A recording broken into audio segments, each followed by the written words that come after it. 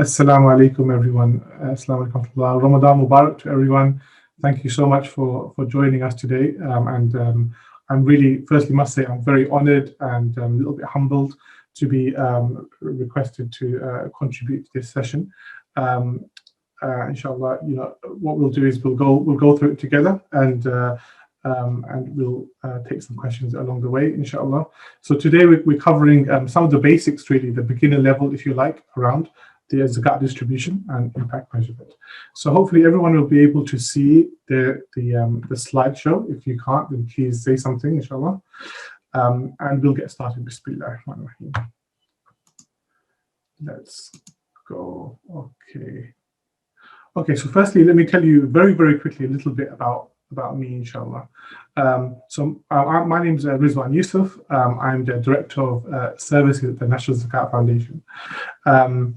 My role is to, if you were to put it into a sentence, is to connect Zakat givers to Zakat recipients in the United Kingdom. And we do that using a digital platform mainly, and mashallah, an amazing team that works behind the scenes to connect Zakat givers to Zakat recipients. One of the other elements of my role is to design Zakat distribution models.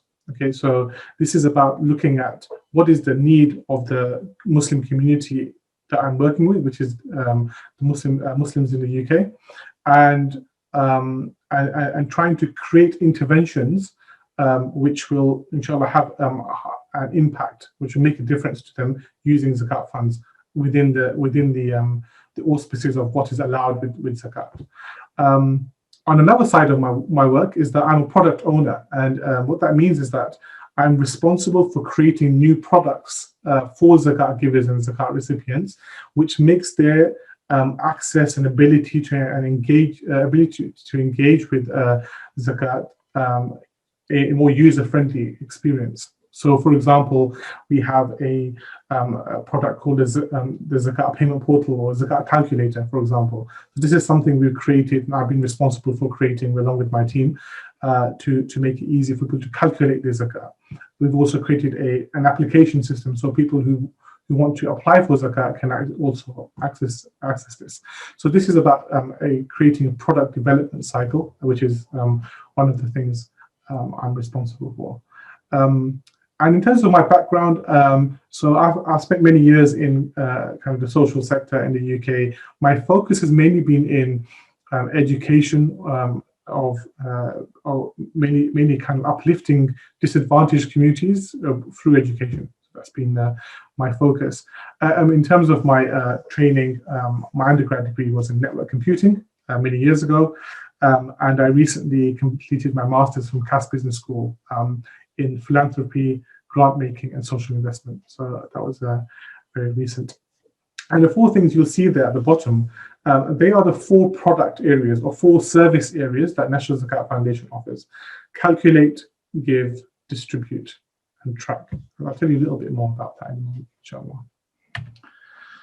So we've heard a little bit about me. Let me tell you a little bit about National Zakat Foundation. So firstly, our vision is a thriving, closer Muslim community in the UK, powered by Zakat. And that's the reason, or the thinking behind this, is that Zakat is something which has the ability to connect Muslims together. Okay, it has a ability to even during really difficult times like COVID that we've seen over the last year or more, we're seeing that Zakat has the ability to connect one believer to another believer, one Zakat believing giver to one believing Zakat giver to a believing Zakat recipient. And we will see some of that today, inshallah, how that happens and how that's connected. Our mission is to connect every Muslim in the UK through Zakat, which is what I've talked about already.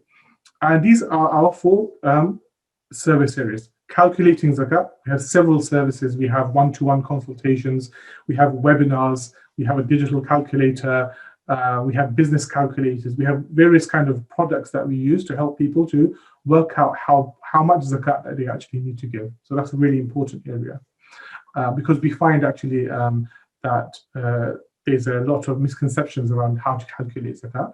And as part of this wider course, you'll see my colleague and my elder, or my teacher, so I should say, Mufti Faraz Adam, who is an expert in kind of these things. Give is about making it easy and making the experience of giving zakat more than just another donation. Okay, so that's really important to me and to National Zakat Foundation, that we shouldn't think of zakat as another charitable giving. You know, it's actually a very specific type. It's a form of worship when you give your zakat, and we want to kind of bring that into the experience when a person gives their zakat. Distribution, obvious. We collect zakat and we distribute it out to people. It's important to note, though, maybe it's not obvious, is that all of the zakat that we collect NZF goes back into, stays within the UK. Okay, and this is something we believe very strongly, not just because we believe there's a need and there's many zakat eligible people in the UK, but we genuinely believe that theologically, classically speaking, that actually zakat has always been given locally and distributed locally. It's always been distributed in the community that it was collected from. And we can see that right the way back to the Prophet Muhammad ﷺ and his time, you know, when he was sending people out to kind of collect zakat. He wasn't asking for them to bring it back to Mecca or Medina. You know, he was saying, collect it there and distribute it there. And then track. This is an area of work. What we're trying to do is we want to be able to track where the zakat is going and what difference it's making. Again, this is about impact measurement, but it's also about showing the zakat giver what happened with their zakat. So that's a very important, very important element here. Again, I will touch upon this. And NZF has been going for 10 years. This is our 10th year, alhamdulillah. Relatively young organization. We probably, just rough figures, we've helped maybe at least over 30,000 Muslims in the UK in that time. We've distributed, close to 30 million pounds of zakat also in that time, alhamdulillah. So that's kind of our scale. So these are the key questions that we're going to cover today. This is what we're going to be looking at. Firstly, we're going to look at who can receive zakat, who is actually eligible for actually receiving zakat, because zakat is not charity, as we'll see in a moment. It's not like sadaqah that you can give it to anyone for anything. The second thing we'll look at is zakat intended to provide relief from someone who is going through some kind of financial hardship, or is the intention that zakat is intended to empower them? Okay, and when I talk about empowerment, I mean to make them self-sufficient. You know, that's what I'm thinking. The third area we'll look at is how do we check if someone's eligible? How do we know if someone's zakat eligible, right? Can we just simply look at someone and say, yeah, you seem like someone who can receive zakat? We'll look at that, or at least I'll be able to show you what we do to try to work out if someone's eligible. And finally, one of the key areas is to have a quick look at how we might measure the impact of zakat, and importantly, what do we do with that data? Then we collected that impact data. What do we do with it? Firstly, I should just say that when I'm covering these things, I'm mixing what National Zakat Foundation's position is, also my views, and so I'm not saying that I should make clear that I'm not a mufti. You know, I'm not a scholar. So they will be I will be kind of putting across my position from what I've learned from other scholars and so on. But there will be other valid views as well, right? So it's not this one view on everything. In terms of Q&As, what I'd like to do, please, is after each section, I'll take 1 to maximum 3 questions, depending upon time. So if you'll notice that there's a Q&A button on your screens. You can type your questions at any time, inshallah. And at the end of each section, I'll pause for a few moments just to see if I can respond to some of those questions. And if we have time at the end, inshallah, we'll have a longer time to kind of deal with the quick Q&As. I hope that's okay. Okay, bismillah, let's get started. So who can receive zakat? Who's eligible for receiving zakat? So it comes down to one verse in the Quran that Allah subhanahu wa ta'ala has revealed to us. And it's Surah Tawbah, which is chapter 90, verse 60. Okay, and it's interesting that the whole of zakat, the whole of the kind of the legalities around zakat comes down to this one verse, one sentence, if you like, you know. So Allah subhanahu wa ta'ala says, Bismillah ar-Rahman ar-Rahim, إنما الصدقات للفقراء والمساكين والعاملين عليها والمؤلفة القلوب والمؤلفة قلوبهم وفي الرقاب والغارمين وفي سبيل الله وابن السبيل فريدة من الله والله عليم حكيم. So if we look at the translation at the bottom, what we're seeing is that Allah subhanahu wa ta'ala has listed the types of people that, or the categories, if you like, of people that can receive zakat. And this is, again, just to make very clear, this is, as it says in the translation, this is alms tax. So zakat, as you will have heard from my colleagues in this course, the zakat is not charity. It's more like a wealth tax. It's more like a faith tax, that when you're a Muslim, this is, if you have more than nisab, this is something you give to be part of this community of Muslims. So let's have a very quick look at the categories here. First category is the poor, you know, someone who's who simply doesn't have the basics in life. The needy, we'll go through some of these categories later. Those employed to administer it. So this is specifically, subhanAllah, Allah subhanahu wa ta'ala has actually put in, you know, a category specifically for the administration of zakat. You know, Allah's amazing that he's covered that as well. He's not saying that, okay, you should find another way to pay for people. It's actually, no, take it from the zakat and make sure that it's administered. And then there's this fourth category, which is those whose hearts are attracted to the faith. So this is a very interesting category. وَالْمُؤَلَّفَةِ فِي قُلُوبِهِمْ. That this is the softening of hearts. Okay, this is about people who are either new to Islam. How do we bring them closer? And people who are outside of Islam, how do we soften their hearts to Islam? You know, so this is a very interesting category. The fifth category is freeing slaves. So that's an obvious one. The sixth one is those in debt, people al-gharimin. Then there's fi sabilillah. Fi sabilillah is also a very interesting category for me. I find very interesting. This is about Allah's cause. This is for giving in Allah's cause. And classically, that was used for various things, but mainly about the defense of the Muslim community, the physical defense of the Muslim community. And then there's the final one, which is Ibn Sabil, people who are traveling, and are in need of help. So this is the 8 categories of zakat covered in one verse. And as you'll notice, it says this is an obligation from Allah. Faridatan min Allah. This is not a voluntary act. This is something you must give once a year.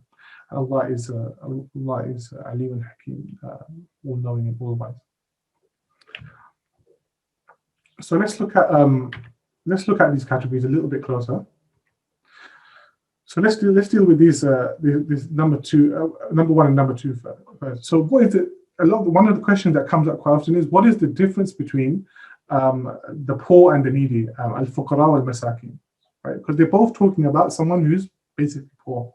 So what the scholars say is that al-fuqara is a person who literally doesn't have the basics, right? Who literally doesn't know when their next meal is coming. They don't have a roof over their head. They don't have clothing. So we're talking about someone who, what, you know, in the UK they call absolute poverty, right? It's kind of, they don't have the most basics in life, the dhururiyat, if you like. Whereas al-masakin is a slightly different. Someone who's masakin can have those things, can have a roof over their heads, can have access to food, but in effect they don't have enough income to cover their expenses. So what happens is that every month or every year, whatever, they have a shortfall between what their basic requirements are and what they actually have. So there's a mismatch, and so there's a gap always there, and that causes problems. So this is where zakat can help. The third one is al-amilin. So this is, as I mentioned earlier, this is a really beautiful category that Allah subhanahu wa ta'ala has put in there. which it talks about the actual administration of zakat. So you'll hear a lot in the charity sector about, how much does this charity take for administration, how much, what are the support costs, what are the admin costs, and so on. But actually, Allah subhanahu wa ta'ala has actually said, no, there is a category in there. You should take some, a fair amount of the zakat for people who are actually managing it. The fourth category, as I said, ta'lif al-qulub, is about bringing hearts together. So there's various views on how this can be used. Some people say you can only use it for when someone has already become Muslim and they're new, basically a new convert, that you bring them into the fold, making it easy for them as they come into Islam. Others say that it's also for use of when there are other communities that you need to connect to. So in the UK, there are the Christian community, the Jewish community. How can we soften their stance, if you like, their perception of Islam and Muslims and so on? So again, there's this view that we can use this category in that way. And I'll show you some examples shortly. Category 5 is fil riqab. This one is about freeing the slave, to free those in bondage. But there is a contemporary understanding of this as well, which I'll touch upon very shortly. Al-gharimin, I think in a world of credit and debt, I think we're seeing more and more people who are falling victim to certain aggressive credit practices. So what we're seeing here is more and more people falling into debt and basically becoming unable to really engage and do anything with their funds and so on. Fi sabilillah, which is again Allah's cause, God's cause. This is about furthering Islam, if you like, advancing Islam. How does that happen? And as I mentioned, classically at that time, this was actually used for the army. This was for the physical defense. However, there's also about furthering Islam from a scholarly perspective. How do we pay for imams and scholars and people to further intellectually the foundation of Islam? Again, this is where this category can come in. And then there's Ibn Sabil. So this is the person who is traveling. It's a very interesting, actually, category. What's interesting about this category is that you can be a traveler and be rich and still receive zakat. Why? Because you can be a traveler, but your wealth is in your home country or wherever you live, right? Whereas at that time, at that moment, you don't have access to that wealth. And so technically at that time, you need help. This is actually where zakat can come in and help that person until they can gain access to that wealth that they have. So I wanted to kind of share some contemporary examples of how these categories which have been set out in the Quran, Surah Tawbah 960, how can they be potentially operationalized in the contemporary context and so on. So let's deal with the Amali, right? So for example, National Zakat Foundation will take up to 10% of zakat when a zakat giver gives it, specifically for the team in the organization which manages the zakat, actually distributes the zakat. So these are the grants officers who receive applications for help, and they assess whether a person is eligible and then decide how much zakat to give them or whether or not to give them zakat and so on. Okay, so again, as I mentioned, this is about the administration of zakat, but there are limits here. We don't use this zakat for marketing or for paying rent or anything which is about the actual organization. This is directly about the actual distribution of zakat. Ta'lif al-qulub. So one example of using ta'lif al-qulub, in the UK we have this initiative called Visit My Mosque. Okay, this is a national project where hundreds of mosques around the country will open their doors on a given day once a year, for anyone to come and just have a look around, learn about Islam, meet the congregation, meet the local imam. So it's a very successful project where when non-Muslims come just to see what is this what is this building that's in our community that we never get to see what's going on?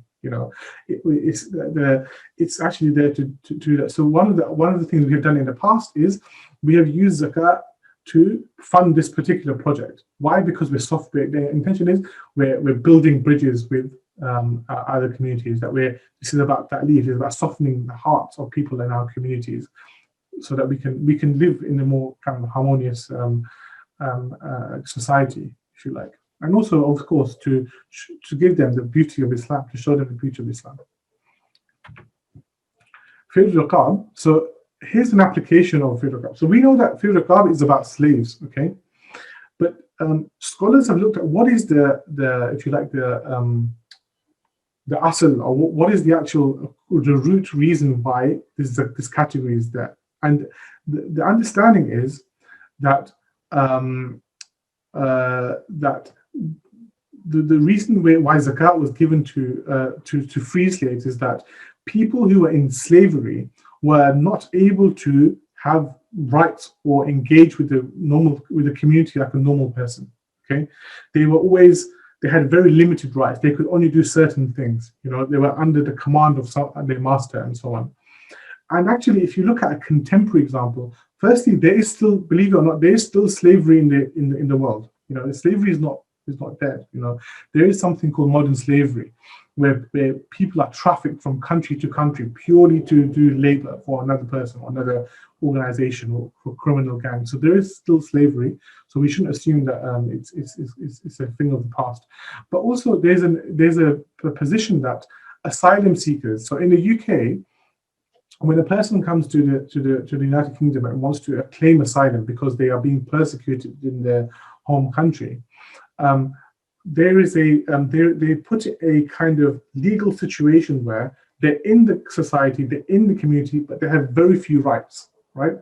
So they're not allowed to work, they're not allowed to claim any kind of benefits, and so on. So one of the positions is that can we use zakat to try to take them out of that asylum seeker status and try to get them to have normal naturalized status in the UK.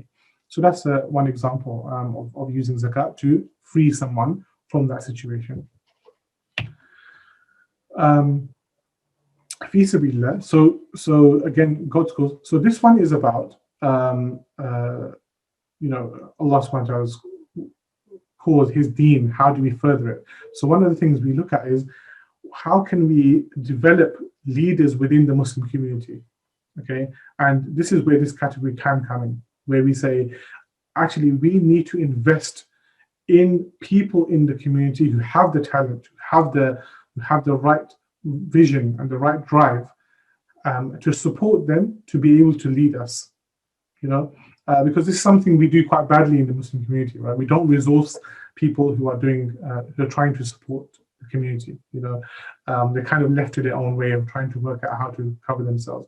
Zakat can help to give them training, even give them a cost to go and deliver courses or deliver whatever it may be. So this is another thing.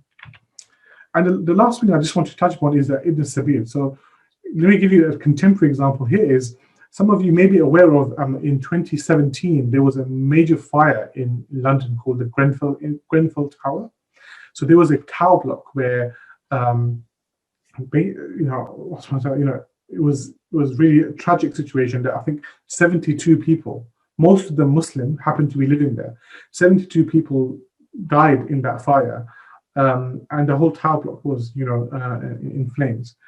And again, National Zakat Foundation was there to try to help that situation. And again, the reason I raised this is that these people who were had escaped the fire, had survived this fire, may have had wealth. They may have had wealth, but is in this fire. Yeah, they don't have access to that wealth right now. So this is where the zakat can come in for that temporary period.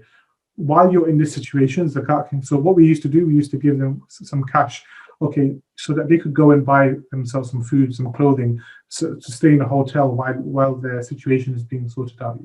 So this is where Ibn Sabil can come in. So yeah, I just wanted to kind of give everyone a very quick dive into the categories of zakat.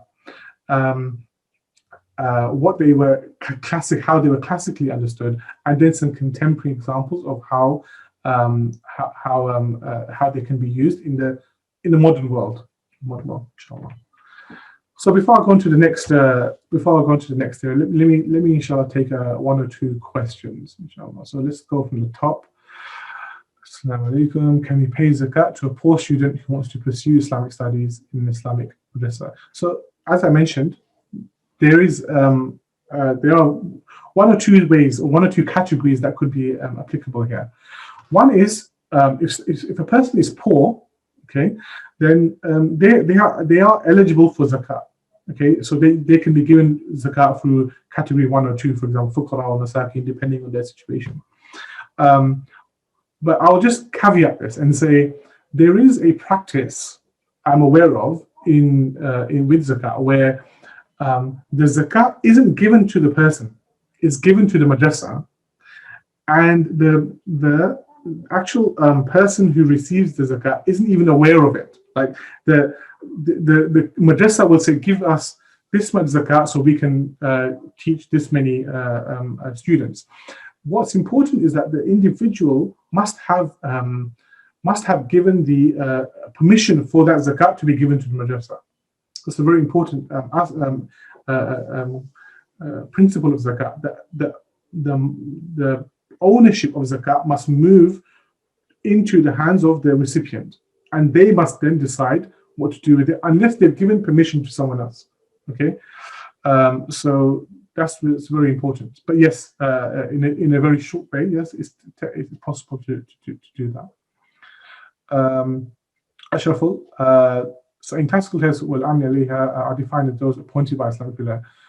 So is there any scope for such category in secular country? So that's a very, very good question. So there is a position that the Amir al-Mu'mineen, when there is a khilafah there, then that's the only time that this category can be used. Okay,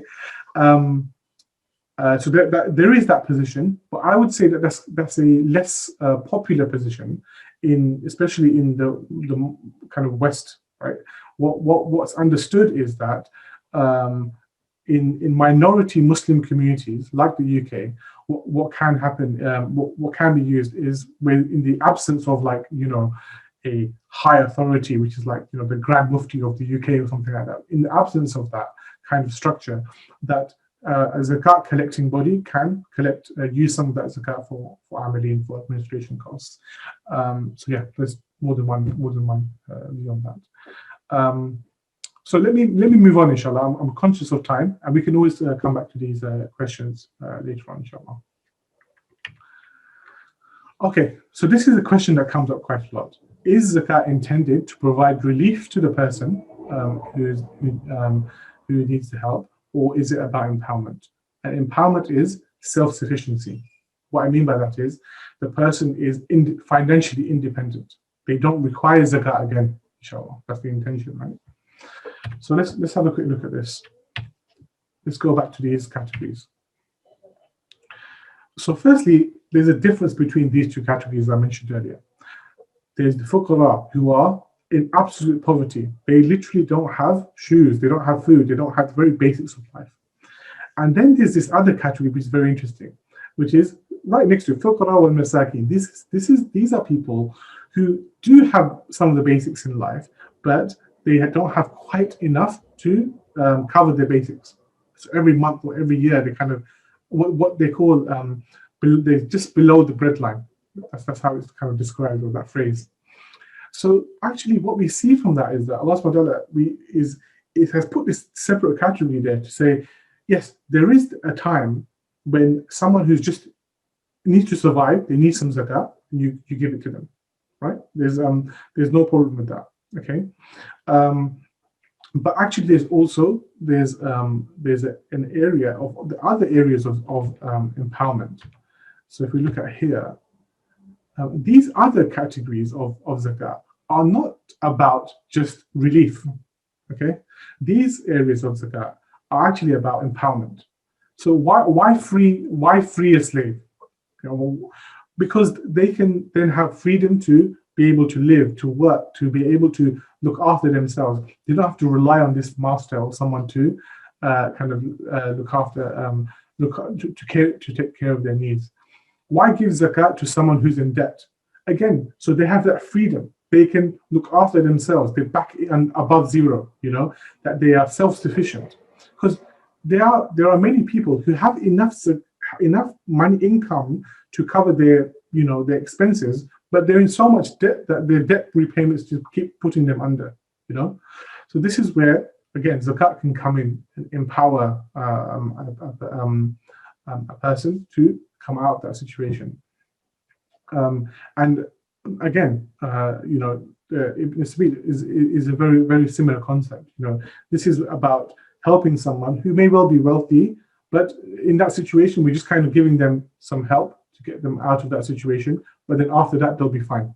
Okay, so this is a very, very interesting concept. And the reason I mention this is there has been, I think, a popular opinion, if you like, that zakat is just giving to poor.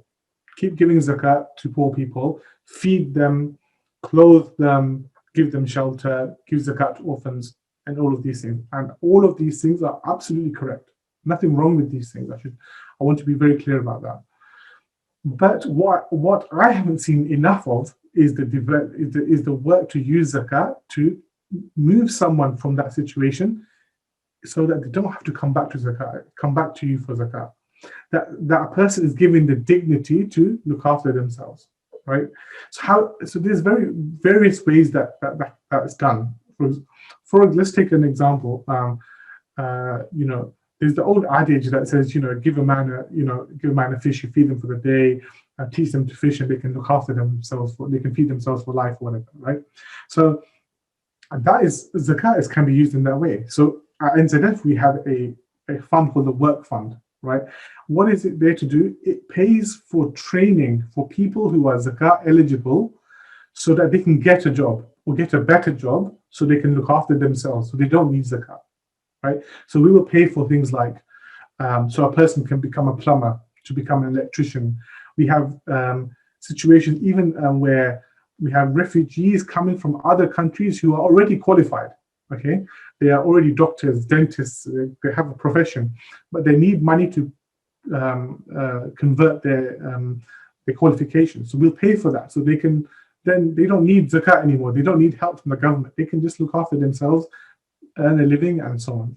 And this is my view, is that this is a really important element of zakat. That zakat is there to develop people, or to move people on. There's actually a position, I think.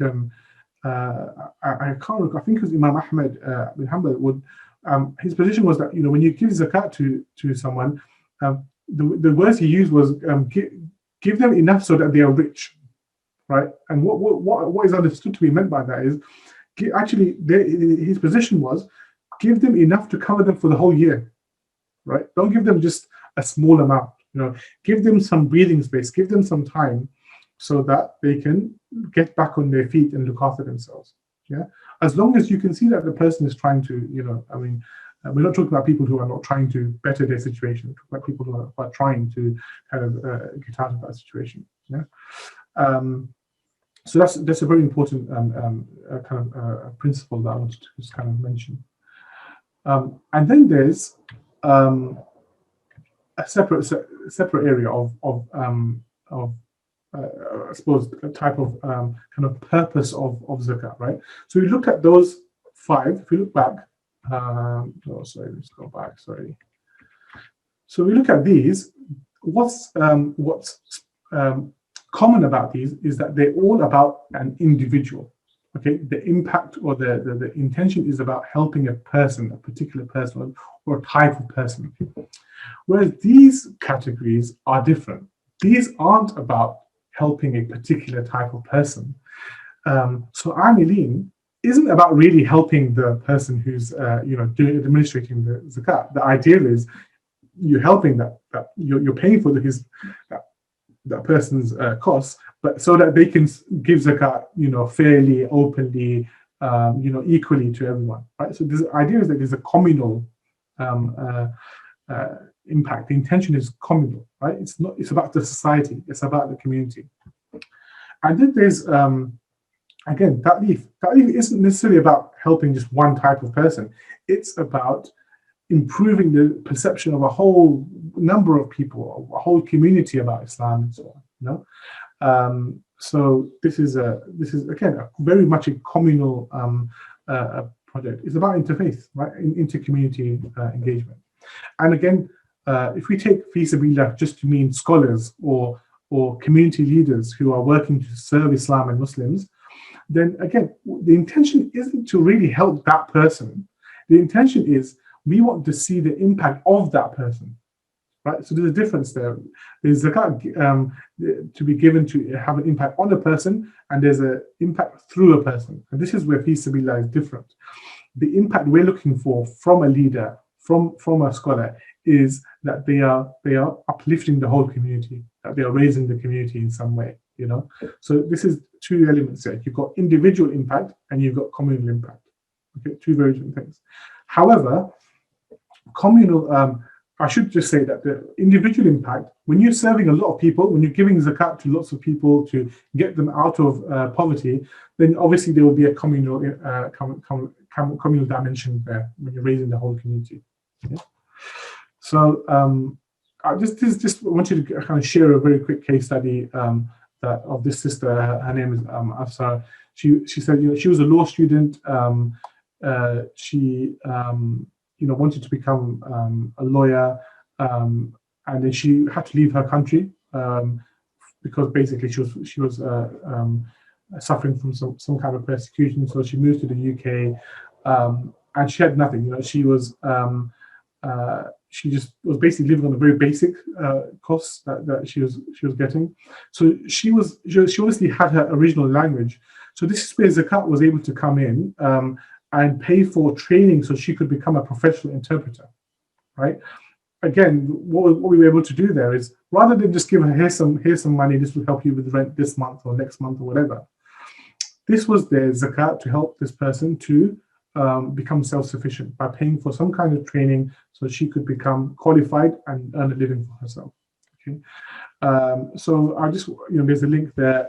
You're more than welcome to kind of go to NZS website to have a look at impact stories that you can kind of see there's hundreds of people that just stories just to show you how zakat can be used to take someone out of their situation.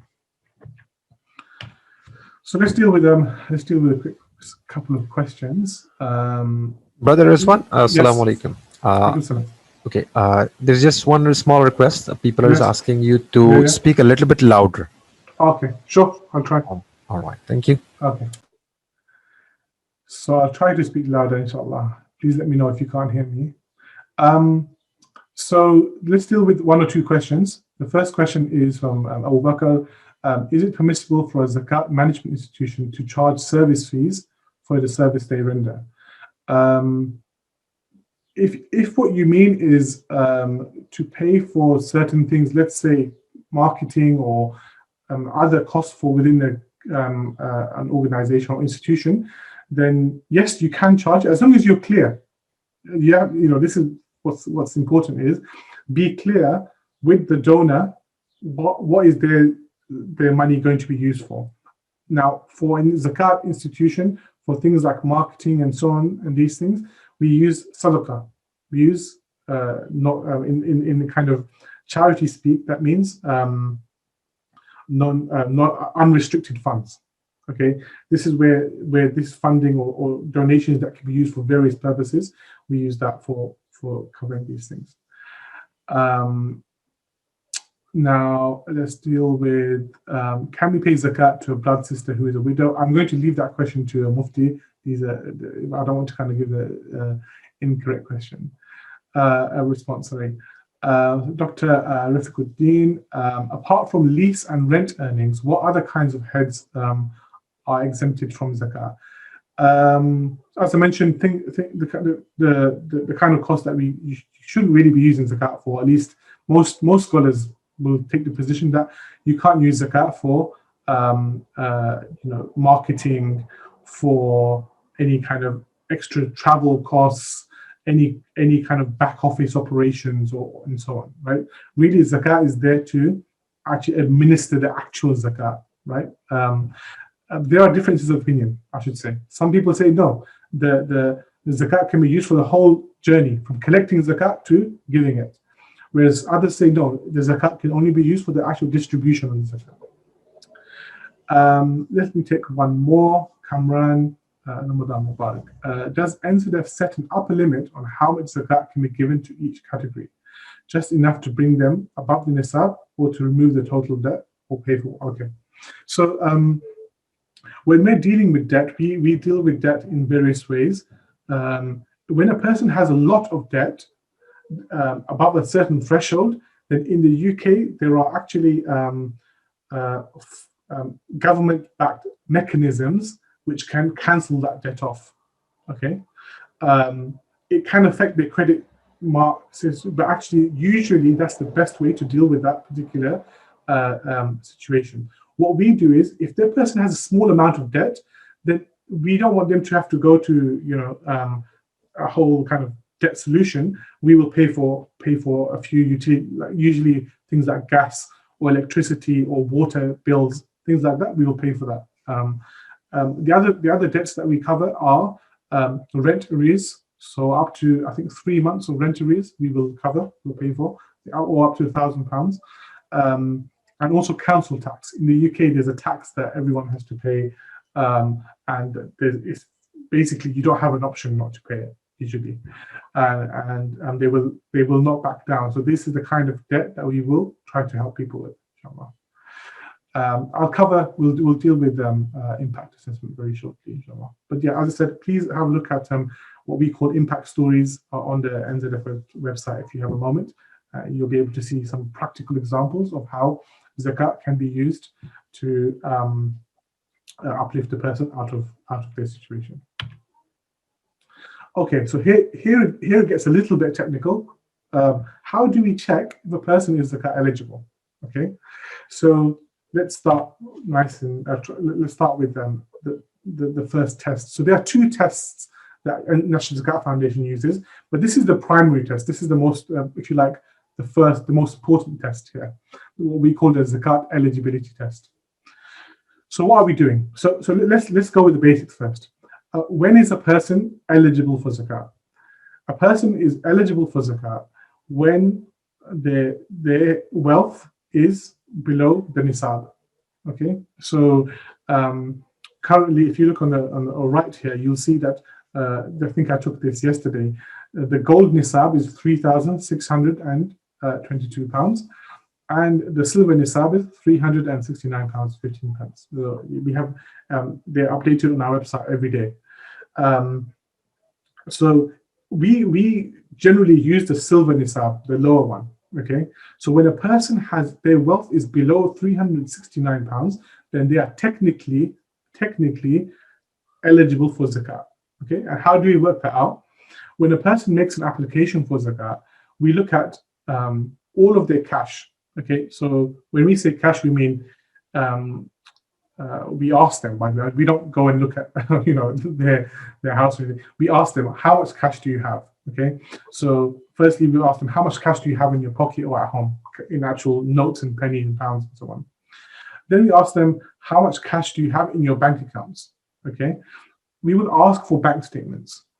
We ask for 3 months bank statements to look at how much money they have at the time that they are applying. So we look at that, and any other cash that they may have.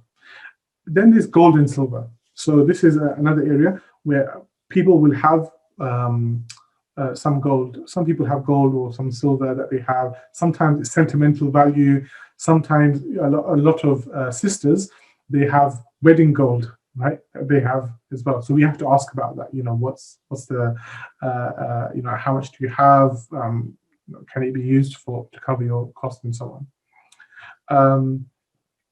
So basically what we do is we look at the cash, the gold and silver, and we say, okay, let's add all of those three things up. We take away any significant debts they have, and then whatever the result is, if the result is below silver nisab, below £369, then they are eligible.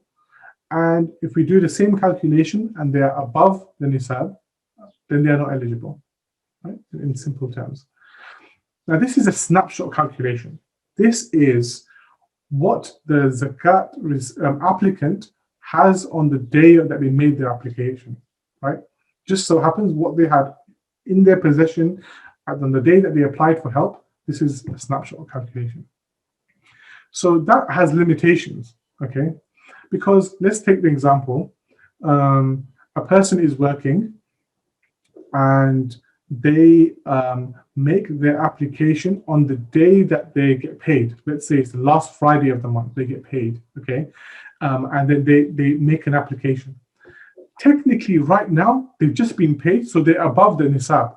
But they have all of these, all of this income is already allocated to rent, to food, to school fees, to whatever, all the basics of life, okay? So technically, then what happens is that they are not eligible for zakat, but really they are, right? So what we did was, at NZF, we also introduced an additional layer of a check here. So this is a slightly more complicated formula. This is a financial means test, okay, what we call. So again, what are we looking at?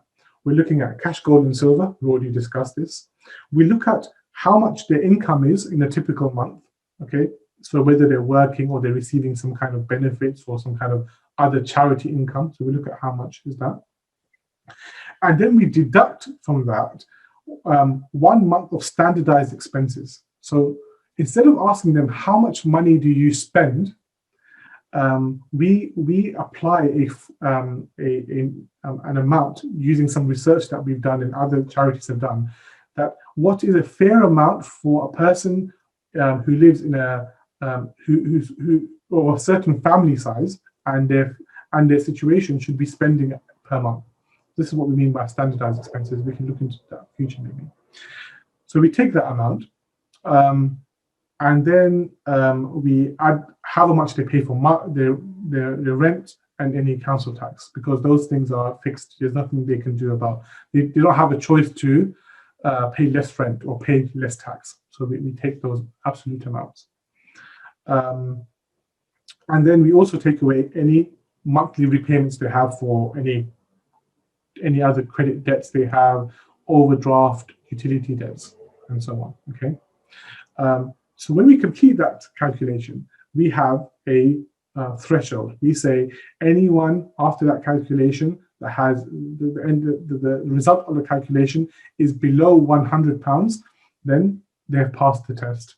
If they are above £100, they have not passed the test, and we won't be able to help them. Why are we doing this? So if you look at the bottom, it says this is designed to give a projection of whether an applicant is likely to fall in poverty within a 1 month period. Okay, this is why we've designed this. Because of the problem I just mentioned about the Zakat eligibility test alone, because it's a snapshot calculation, it doesn't take into account what a person's income is and so on. So this is the intention here is that we will look at how much money they're getting, how much money they're spending, and so on. And basically that amount at the end is when they've taken into account all of their income and all of their expenses, what do they have left over at the end of the month? Okay, what is their surplus? So if their surplus at the end of the month is above £100, then we say, you don't really need zakat. Basically, you're able to make ends meet. You may have to adjust some of your spending and some of your income and so on, but you're not eligible. If you're below 100, then that's the buffer we allow. You can, you pass the test, and we can potentially help you. I hope that's clear. So again, let me take a question. I'll come back to the impact questions. And in terms of collaboration, inshallah, we'll talk about that perhaps separately, inshallah. Okay, so let's move on to the final subject very briefly. How do we measure the impact of zakat? So there's a couple of ways to do it. The first one is the user voice. In other words, what is the actual zakat recipient telling us about their experience of getting zakat? right? So we do this in several ways, but one of the ways is to in their journey of applying for help and getting help, we will ask them some questions at 3 stages. The first stage is inside the actual application form. So we will ask them, okay, how did you find the form? Was it easy to complete? What is, we'll try to touch upon what is their situation at that time. The second stage is at decision stage. So when we've told them, yes, you're getting help, or no, we can't help you, we will ask them again some questions. How was your experience? Was the grants officer helpful when they ask you questions, and anything else they want to tell us. The final one is the post-grant. So this is a very important stage. This is where they receive their grant. 3 months later, we will ask them some questions about, okay, how did you, what difference did the money that we gave you make? So this is just a quick screenshot. One of the questions we ask is, has the money we gave you helped you pay for food and other basics, right? So there's various scales and so on. And I'll just quickly share, a quick example of this. Just a moment.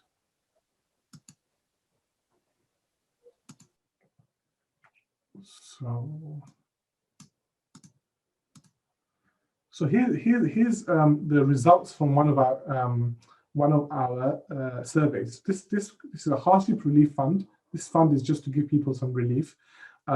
This post grant is after they receive their help 3 months later, and we ask them questions like, okay, has the help from National Zakat Foundation increased your faith?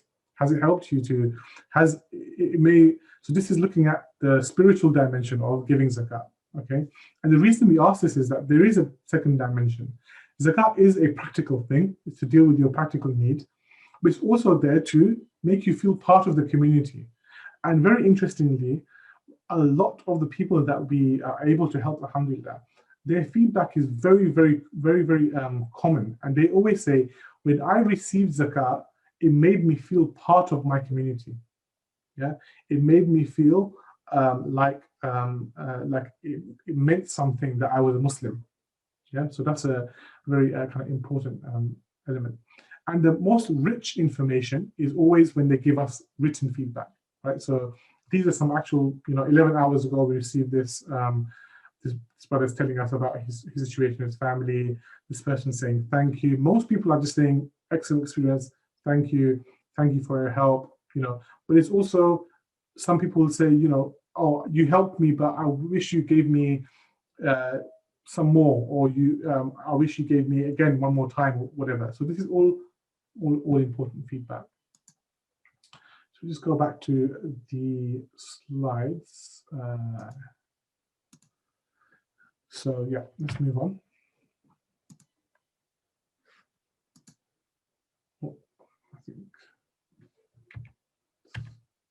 Okay, and so this is just, and I want to give a very quick example of some feedback. This is really heartwarming feedback, actually, right?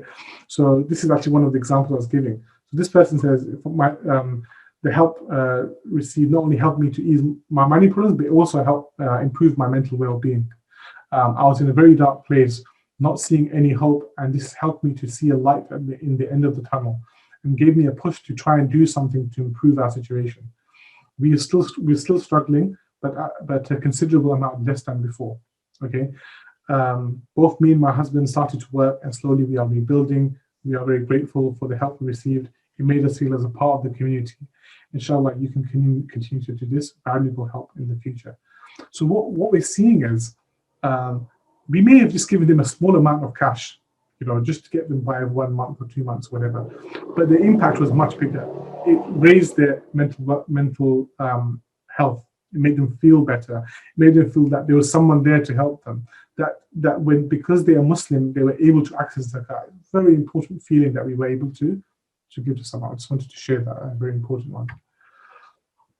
So that was user voice. Now I'm looking at user behavior. Okay, user behavior is very different. So we have various tools. I saw a question there about what kind of tools do we use. So we use survey tools to learn from users, and we have interviews and so on that we do with people. But when it comes to analytical tools, we have various. We use Google Analytics. We see how are people using the application form. What happens when they complete the application form? We have recordings. How do people use the website? How we try to learn from that. And we have various dashboards across the organization. So we can see how many people are using the site, how many people have applied today, how many apply. If you look at the bottom screen there, it will just show you a little bit about what's happening in the last few days. In those two funds, we have 4 funds. So we're able to take qualitative data and quantitative data to try and understand what's going on. But there's a difference between the two. So what we must remember is the user voice is telling us what. Okay, let's put it this way: the user stats or the behavior is telling us what people do. Right? We can see, okay, they clicked this, then they did this, and then they do that. Right? So there's no question mark. The user voice bit, when we actually ask them, that's telling us why they're doing those things. Right? So we can ask them, okay, why did you use the form in this way, or why did you? How can we help? So there's it's very interesting to kind of gain both sides, the qualitative and the quantitative. And one thing we have to remember is that sometimes people say they want one thing, but when they actually do it, they do something very different. Yeah.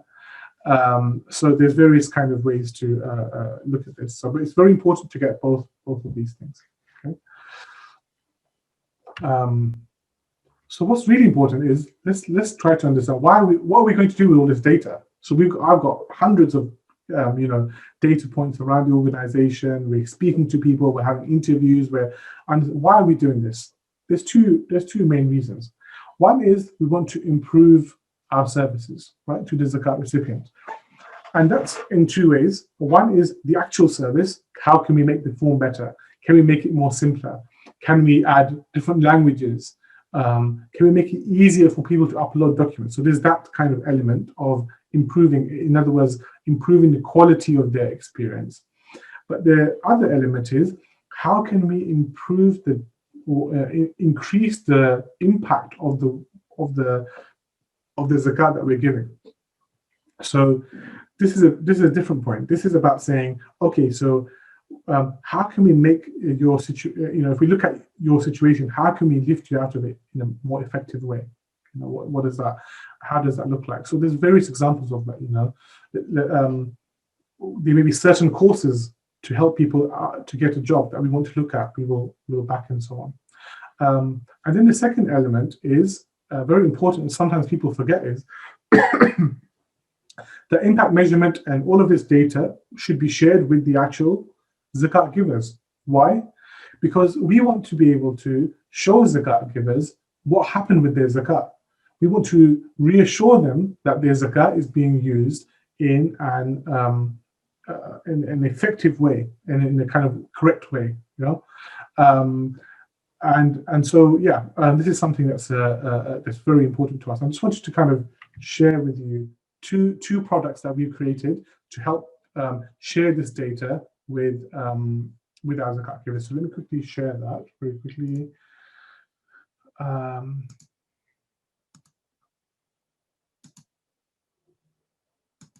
Okay, the first one is called Zakat Live. Okay, so this product that we have on our website, you can go to anytime. For example, can show a map. It will show a map of all of the zakat in the UK, right? It will say this is all zakat, zakat coming collection, zakat distribution, how many people we've helped, and this is the time period, in the last 30 days, in the last 12 months, and so on. And you can search by location. So I don't know, let's take Birmingham, right? Birmingham's a major city in the UK. We take that, we'll zoom in.